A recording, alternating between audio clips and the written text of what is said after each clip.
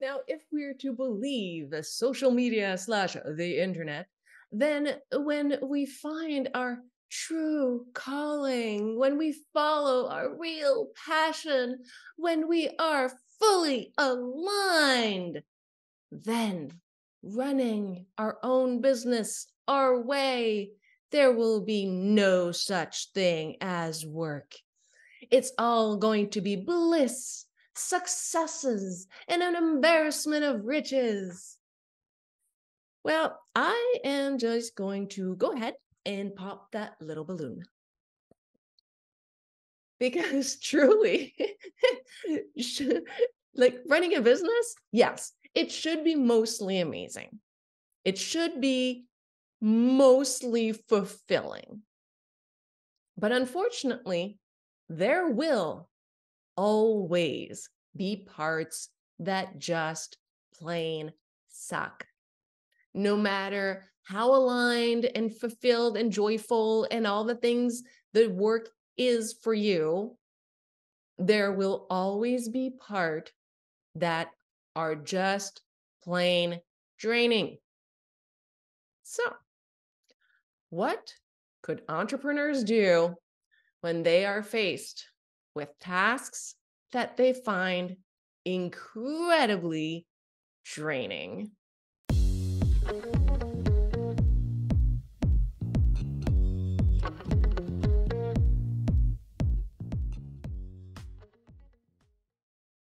The obvious first thing, see if there's anything that can be responsibly delegated. Obviously, if there's something that you truly dislike doing that can be delegated, then hey, that would be wonderful. But there are times when you really can't delegate. And there are times when we just think that we truly can't delegate. And when we're not sure, or we're kind of so overwhelmed that we're having trouble seeing one for the other, take a moment to talk to an assistant or something. If there's someone that you trust a lot on your team, or if you have an amazing assistant, talk to them for a little bit of perspective. They may be able to recognize that, hey, you know what? Like this thing that you think you can't delegate, well, this portion can be. So try that, see what happens. There may be also, and maybe somebody else can help point that out, especially if you have maybe like developers on your team or somebody who's really strong with software and that kind of stuff.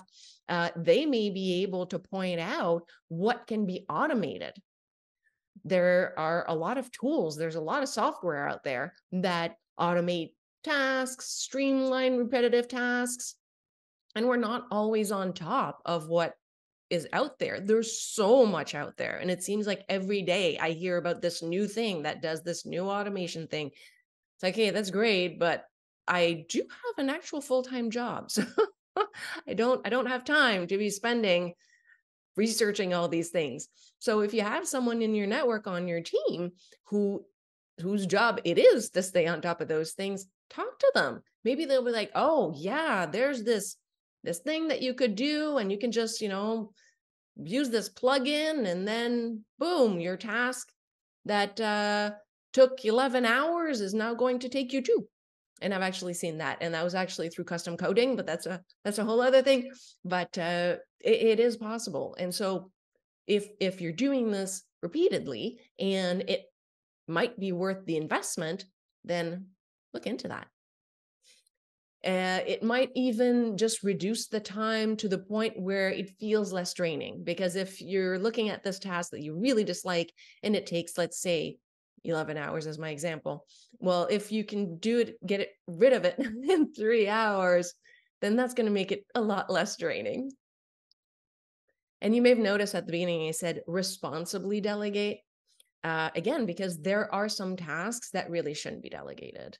Bottom line is, if you're an entrepreneur, you need to keep an appropriate pulse on your business. And there is that risk that if you delegate too much, you may not know what's going on in your own business.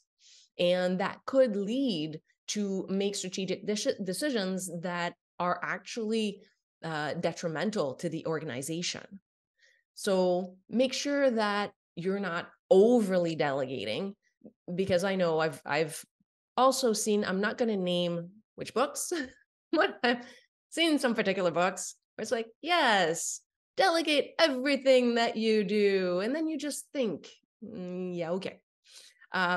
Hey, if you're all for that, go for it. It's just not part of my leadership philosophy. I'm more of a transformational leader. And if you're going to be an impactful transformational leader, then you need to be around. So just, I'm going to say quasi no judgment, no judgment, no judgment. Hey, everybody has their own journey. So you do you, I'll do me. And that works for us. But this is my own philosophy, that I think that there are some things that really shouldn't be delegated, that you really need to stay on top of what's going on in your business if you're going to make the appropriate decision for the organization and the team members. And let's say it is this instance, you absolutely cannot delegate that task, but it is absolutely dreadful. You like, every second spent on it feels like an hour. Well, can you maybe co-work with someone? And I've seen this work extremely well. Just having someone there can help. Like the example I'm thinking of, this person was just dreading doing this thing, but it was necessary that they did it. And just having the other person there, and the other person was working, but now and again going, hey, I'm really stuck on this thing. Could you give me a little bit of perspective on this? Talked for 5 minutes. Yeah. All right. Got unstuck, continue on. And then a couple of those sessions and it was done. So if you're in that kind of situation, think about doing that, about co-working with someone on your team. Maybe there's another leader that is in a similar position, or who knows, all kinds of options, but consider that. So another tip, what could you do? Break up those draining tasks. If they're really large, it can feel super overwhelming. And you're just looking at this thing that you really don't like doing, that's going to take forever. And that's really not motivating you, because you're just like, oh man, I really don't want to do that. Well, try to break those tasks into small, manageable steps and celebrate the progress as you complete one part. Like, woohoo, I did that. All right, yay. And depending on where you are, I don't know if broke it into 20 steps and you're like, 1 down, 19 to go. But it might be motivating at the same time, just to maybe have the little steps and go whoosh, scratch one off. You write them on the chalkboard, like 1, 2, 1, make those bars like 1, 1, 1, 1, 1. And as you scratch one, scratch off that one, scratch off that second one. It might feel good. I don't know. And I like doing that. I'm one of those people who likes checking off, when I have a task, chook. So if you're that kind of person too, then maybe that might help, just to be like, yes, done. Another thing, as part of breaking it down, just breaking it down into smaller chunks to getting through it, set a timer, like the famous Pomodoro, or do whatever you want, like in terms of timer. But if it's really, really draining, first of all, close everything and focus for whatever amount of time. Let's say you set it for 20 minutes. So you say 20 minutes, that's it. I am jumping in, doing this really horrible thing for 20 minutes. Just get it moving. And I say close everything and focus because I'm the first culprit, right? All of a sudden, I remember, quote unquote, oh yeah, I really should be returning that phone call. You know what? I'm going to do this right away. It's really a good time now. I really should do this right away. Or, oh, I haven't looked into that grant for our product. Yeah, I should do that right now. Or, oh, yes, I remember that I should be reviewing this particular thing. Yeah, I'm going to do that. No. You spend those 20 minutes on that one thing, that's it. That's all. Close it. Use only what you need. Like, hopefully you don't need Google or anything because, woo, look at that. That's interesting. Clickety, clickety, clickety. Your 20 minutes are gone and you haven't done anything. So close stuff, focus. And I like 20 minutes when it's something I really dread because it doesn't seem so long. Normally, when I do something like a Pomodoro, I do 50 minutes and then a 10-minute break because I find that like it's too short. But if it's something I really dislike, 50 minutes, I'm like, oh, that's a long time. So 20 minutes just kind of gets me going. And sometimes I find that, hey, okay, once I'm going, it's not that bad. I'll keep going. But at least if I kind of force myself to do that 20, psychologically, it doesn't feel like it's a super long time and just kind of gets me going in the right direction. And so when you get to, let's say, your 10-minute, using my example, reward yourself with something. Any little thing that you can do to re-energize yourself in that 10 minutes. Maybe you re-energize yourself by listening to a song you really like, by taking a little walk around wherever, by doing whatever that you feel like, just get up, change your mind, do something just to re-energize yourself a little bit. One of the things, by allocating specific time slots for tasks that you find draining, it will really push you to get them done. Because if you don't put it in there, it'll just get bumped and bumped by other things. So just put it in there and get to it. And one of the things too is that knowing that you only have to work on it for a defined period, like I said, like in my example, this 20 minutes, it really feels a lot less overwhelming, which is why I like to go shorter so that psychologically it feels like, okay, it's not that long, I'll do it. Something else that I find really helpful when I'm doing this is I try to group similar tasks together and kind of allocate a specific time block to work on them.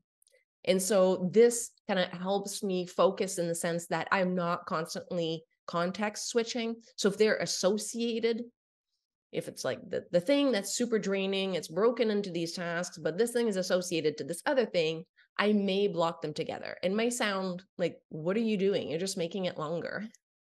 Yes.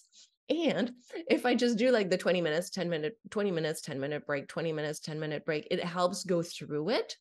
And if I actually do end up being on a roll, then I can just continue on because I don't need to be stopping, context switching, and all that. So it helps not to look at it as this big giant block, but it does help if you kind of say, okay, if I end up going through this, I will also go through these ones as well because they're associated. Now, this other tip, a little bit difficult, but it's doable, but difficult. Try to change your mindset about it. You're like, what? No, they're terrible. And I know, I get it. But if you can do it, even just temporarily, you can't forever change your mind about it. Let's say it's something that you really, really don't like. I'm not saying try to suddenly find them magical and wonderful. No, but if you can temporarily trick yourself into finding them less dreary, then it can help. And one of the tricks is to define a clear goal for each of the tasks, the desired outcome, but also have a clear sense of purpose. Like, why am I doing this? What are the consequences of me not doing them? What impact is it going to have on revenue, people, something? If it's like a compliance, I'm using compliance because that I like, compliance is one of the worst things for me. Compliance. And some people love it, which is great. I'm not one of them. When I have to fill out those forms, they're long, especially when they, improve them, quote unquote, audits, improving the audits. Oh. And last time I did one, it was just terrible. It was supposedly improved, and it took me like 3 times as long because I couldn't figure out what they meant. Some of the options didn't work like it used to. Clearly, it was version 1 of this new improvement. But yeah, I had some feedback, let's just say. So when you're doing that and you get a sense of why you're doing them, for example, like the compliance in my example, like if I don't do it, the organization is going to get fined.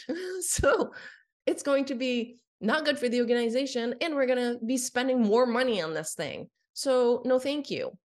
So if there are some reasons that can be like, okay, I really recognize the importance of doing this, let's just get it over with. I'm not saying you're going to love it, but it kind of helps in making them a tad bit less draining because you recognize just how important this task is. Something else that I kind of find helpful is just to try to make it feel different. Maybe do the work elsewhere. And I try when I really, really dread something, sometimes a change of scenery makes it feel less draining.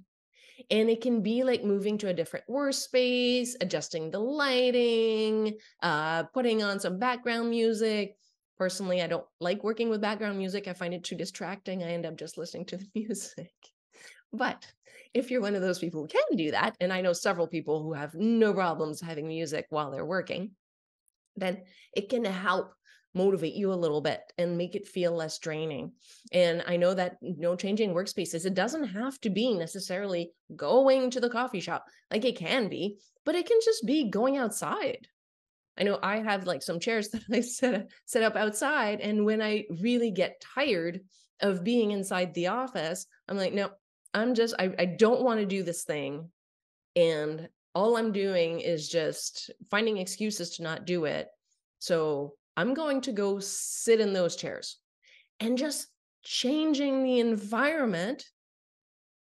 Suddenly, it doesn't make the task fun. Let's not exaggerate here, but it makes it like, okay, all right, oh, let's do it. I can't explain it, but it is a trick that has helped. Something else that might help is combining a draining task with something that you enjoy. And that can be, again, like I gave the example of listening to music. That can be really helpful. It could be, I saw someone who had like this little kind of walking treadmill. And another person had like this little cycling thing. And then another person had like this ball that they sat on. Another one like took out their little favorite, I don't want to say toy, but stuff like I have a Groco, a little, I still call it Baby Yoda, but I have one of those, and just kind of take it out and just having the kind of looking at me makes me smile, right? And so maybe having something like that also kind of changes how you feel, because it's also tapping into something that makes you smile while you're doing something that really doesn't make you smile. So that can help sometimes too. Another thing that can help is preparing some form of reward for yourself when it's completely done. And that's a tricky one, because I try to keep it healthy, because otherwise it's always going to be like, ooh, ice cream. Ooh, a treat. I deserve that chocolate bar. So no, I try, I don't do that. But try to do something maybe a little bit healthy for you. So I tried to replace those by, for instance, walking outside. It's like, okay, once I'm done this thing, you know what? I'm going to go and take a nice, pleasant walk just to breathe in the air, just shed the thoughts, and just enjoy the outdoors. And so I find that really helps. I'm not talking like exercising. I'm just saying just strolling is even super helpful in helping just getting rid of that stuff inside the head and the stressors. Or another thing could be, if you enjoy video games like I do, play like 30 minutes. You say, once I'm done this thing, I'm going to reward myself and I'm going to play for 30 minutes. Set a timer, because you don't want to get lost, especially if you're playing a game like Tears of the Kingdom, where it's like, oh, wow, has it already been 3 hours? So no, set a timer, because, hey, you are working. This is just a reward for doing a terribly draining task. Or, read something, I'm going to say fluffy or funny article, something. just to kind of change the headspace. So having that in mind that, hey, once I'm done this, I'm going to get to do that. I find that that's really helpful. So in my experience, I have found that there is an unrealistic expectation that every day is going to be enjoyable when we are in quote unquote the right place. And that is causing a lot more unhappiness than necessary. There will be parts that we dislike immensely and dread when those tasks come around. But the sooner we get rid of them, the sooner we get to move on to something we actually do enjoy. So try various strategies, see what works for you in getting those draining tasks checked off as done.